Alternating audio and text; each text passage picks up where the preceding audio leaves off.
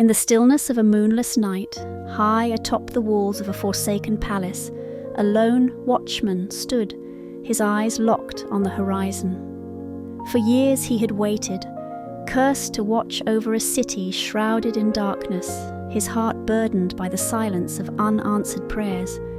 Who was he, this shadow among shadows? A mere servant, or perhaps something more, a silent witness to the fates that wove the threads of war and peace. The truth lay hidden in the depths of the night, where even the stars dared not speak.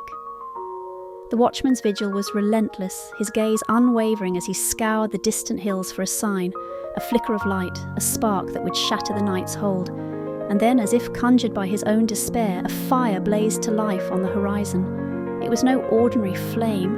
It was the long-awaited signal, the beacon that spoke of Troy's fall and the return of King Agamemnon. But there was no joy in the watchman's heart, only a cold, creeping dread, for he knew that victory in war often sowed the seeds of destruction.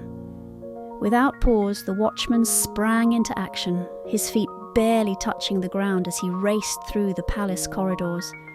He was no mere observer, he was the harbinger, the one who would deliver the news that would set the fates in motion. His boldness was not born of courage, but of necessity, for in his heart he knew the gods had not finished their cruel game. The fire he had seen was not just a signal of triumph, it was a warning, a prelude to the blood that would soon be spilled within these very walls. The message was delivered, the watchman's duty fulfilled, but as he gazed into the night, he felt the weight of the omen that had been unleashed. The return of the king would bring with it not peace but strife, betrayal, and death. The watchman, a mere pawn in the hands of fate, had played his part, and now he could only wait, knowing that the darkness had yet to reveal its full measure. The silence that followed the night's blaze was shattered with the arrival of a lone figure, dust-covered and battle-worn, his presence stirring the uneasy stillness of the palace courtyard. The herald, a messenger from distant lands, brought with him the weight of 1,000 battles and the news that the gods had turned their gaze upon. But who was he, this weary traveller? A mere messenger or a harbinger of doom, whose words would seal the fate of kings and kingdoms alike? The answer lay hidden in the lines etched on his weathered face. Without pause, the herald strode forward, his voice ringing out with the urgency of a man who had seen the horrors of war and lived to tell of them. "Troy has fallen," he cried, the words echoing through the palace walls, reverberating like a thunderclap. The victory had been won, yet his tone carried no triumph, only the heavy burden of the message he bore. The chorus of elders gathered, their eyes wide with a mix of relief and foreboding. They had prayed for this day, but the sight of the herald, gaunt, exhausted, spoke of the cost of their prayers. The herald recounted the tale, his words moving with the swiftness of a river, unyielding and relentless. He spoke of the 10 long years of bloodshed, the sacrifice of heroes, the burning of Troy's walls, and the cries of the vanquished. Yet his tale was not one of glory, but of the harsh reality of war, of men driven to madness by their own brutality, of honour lost in the flames, and of the gods' cruel hand in mortal affairs. The elders listened, their hearts heavy, for they understood that the end of the war was not the end of their suffering, but the beginning of something far darker. Then, with a voice trembling with an unspoken dread, the herald delivered the final blow. "Agamemnon returns," he said, "but not alone." Beside him would walk Cassandra, the cursed prophetess, whose visions of doom had been ignored by the world.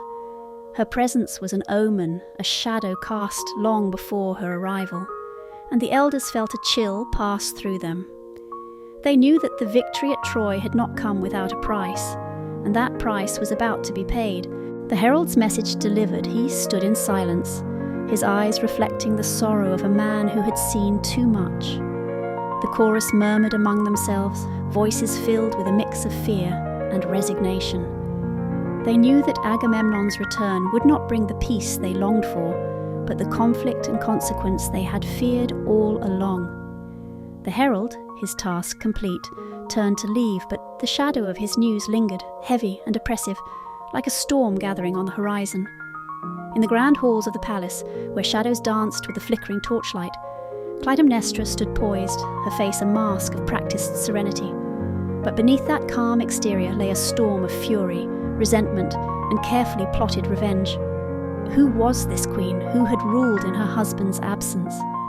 To the outside world, she was a devoted wife, a woman who had waited 10 long years for her king's return. But within her heart a fire burned, stoked by betrayal and loss, a fire that would soon consume all in its path.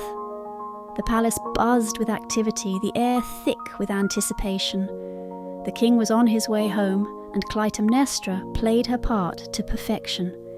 She ordered rich tapestries to be laid out from the entrance to the hearth, an extravagant display meant to welcome the conqueror of Troy. But this was no mere gesture of wifely devotion. It was a trap, a clever snare hidden beneath the trappings of royal honour. She knew the king well, his pride, his arrogance, and it was this very hubris that she would use to bring about his downfall. As the preparations continued, the chorus of elders watched with growing unease. They had seen Clytemnestra rule in Agamemnon's stead with strength and cunning, but there was something in her eyes now, something cold and calculating that filled them with dread. They spoke in hushed tones of the omens they had witnessed, of the unnatural stillness in the air, the sense that the gods themselves were watching, waiting for the inevitable clash of fate and ambition. Yet they dared not voice their suspicions aloud, for the queen was not a woman to be trifled with. Finally, the moment arrived. The palace gates swung open, and Agamemnon entered, victorious yet weary from the long campaign. At his side was Cassandra, the Trojan princess, her eyes haunted by visions only she could see. Clytemnestra approached her husband, her face a portrait of joy and relief, her voice smooth as silk as she welcomed him home. She urged him to walk upon the tapestries, to tread the path of crimson splendour she had laid before him. Agamemnon hesitated, his warrior's instincts flaring at the excess, but Clytemnestra's flattery and persuasion won him over. As he took those first steps, the chorus trembled, sensing the danger that loomed unseen. Agamemnon, blinded by his pride, walked willingly into the snare. The tapestries dyed red as blood, whispered of the fate that awaited him, a fate sealed not by the gods but by the hands of those closest to him. Clytemnestra's smile never wavered, even as her heart pounded with the thrill of the trap closing around her prey. The king was home, but his reign and his life were now hers to command. She urged Agamemnon to walk upon the crimson tapestries she had laid out, a path of unparalleled luxury reserved only for the gods.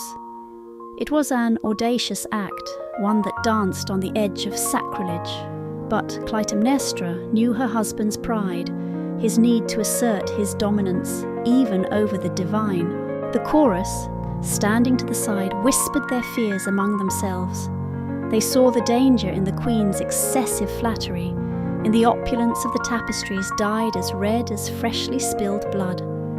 Agamemnon hesitated, a flicker of doubt crossing his war-hardened face. He was no fool. He knew the traditions, knew that to walk on such a path was to tempt fate.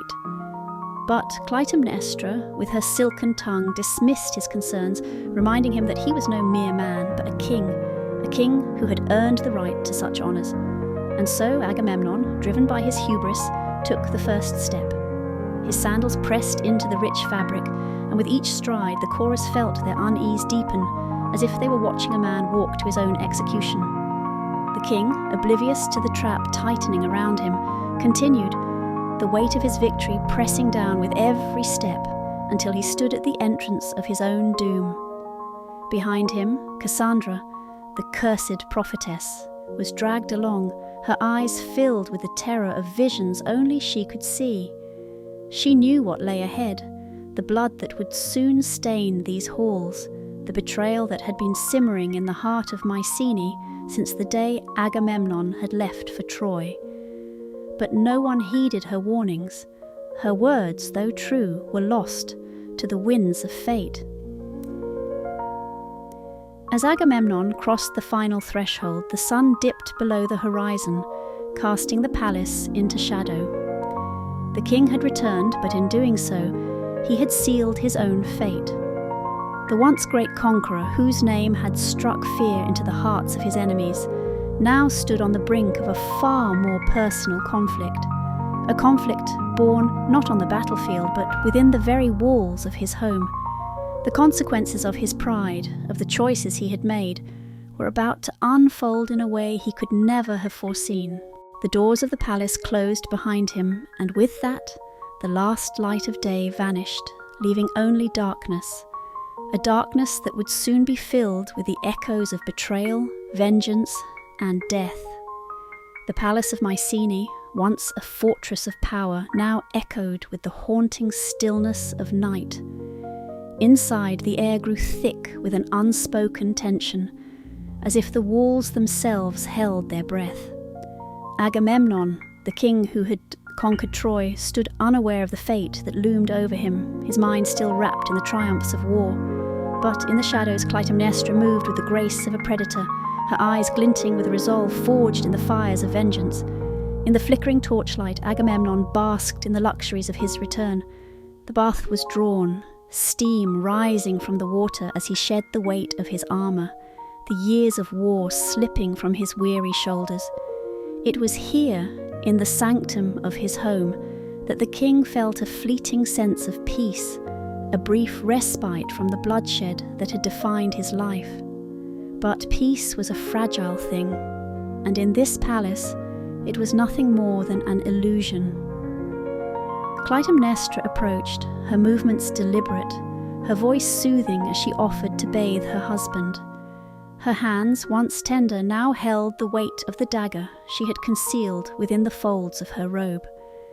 The chorus outside, sensing the growing storm, muttered prayers to the gods, their voices filled with a dread they could not name. They had seen the omens, felt the shift in the winds, but now they could only wait, helpless as fate marched inexorably toward its bloody conclusion.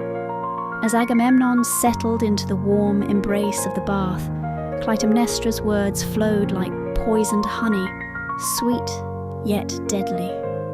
She spoke of loyalty, of the long years she had waited for his return, her tone betraying nothing of the hatred that burned within her. Her hands, gentle at first, began to tighten their grip, her heart pounding as she steeled herself for what was to come. Agamemnon, lulled by the comfort of home, failed to see the trap closing around him. In the stillness, the moment stretched, the air thick with anticipation, and then, with a swift and merciless motion, Clytemnestra struck. The dagger plunged into Agamemnon's flesh, the warmth of the bathwater mingling with the heat of his blood. The king's eyes, wide with shock, locked onto hers, the realization of betrayal dawning too late. He tried to rise, to fight, but his strength, worn down by years of battle, failed him. The mighty Agamemnon, who had laid waste to cities, now fell not by the sword of an enemy, but by the hand of his own queen. The chorus, hearing the muted cries from within, felt the full weight of the tragedy unfold. They had feared this moment, sensed it in the very stones of the palace, yet even they were unprepared for the brutal finality of it. Clytemnestra, her face a mask of cold resolve, watched as the life drained from her husband's eyes. The man who had taken their daughter's life, now paying the ultimate price. Her vengeance was complete, her heart unmoved by the sight of the blood she had spilled.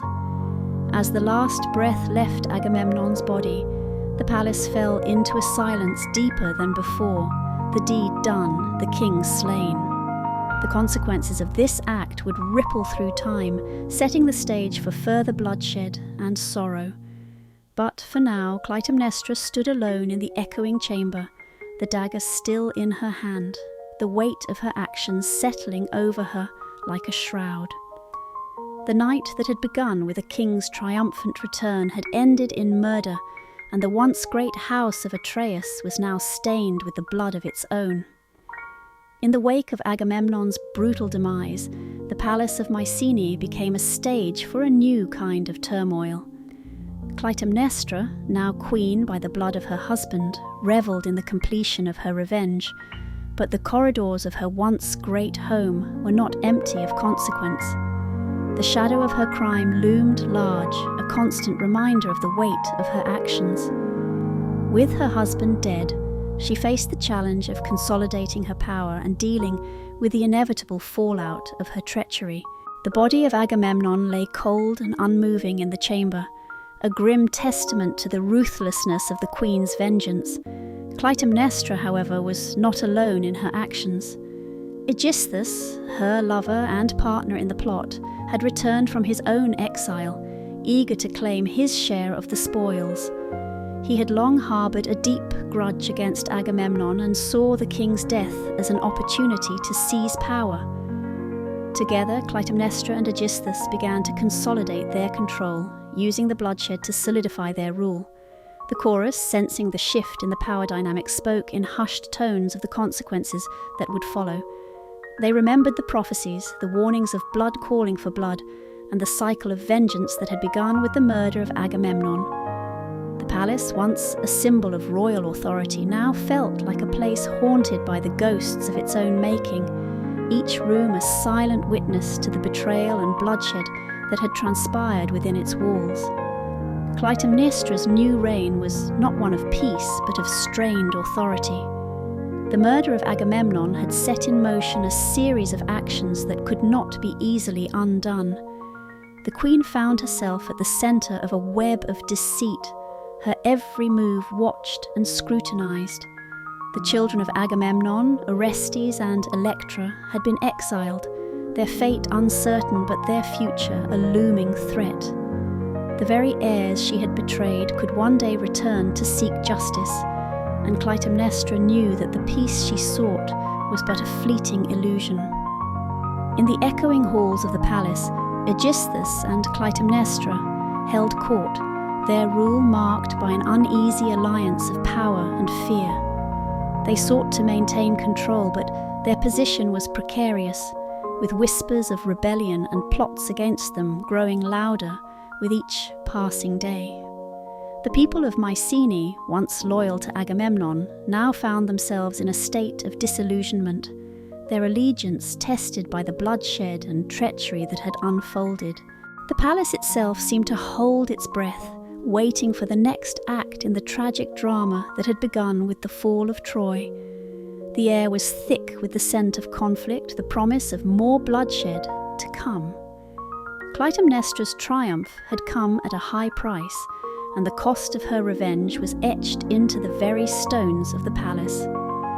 As she navigated the treacherous waters of her newfound power, she could not escape the knowledge that the cycle of vengeance was far from over. The palace of Mycenae, once a symbol of grandeur and power, now simmered with unrest. The death of Agamemnon had set into motion a chain of events that would unravel the very fabric of the royal house. Clytemnestra, now securely on the throne beside Aegisthus, faced mounting challenges as the consequences of her actions rippled through the kingdom. The children of Agamemnon, Orestes and Electra, had not been idle in their exile.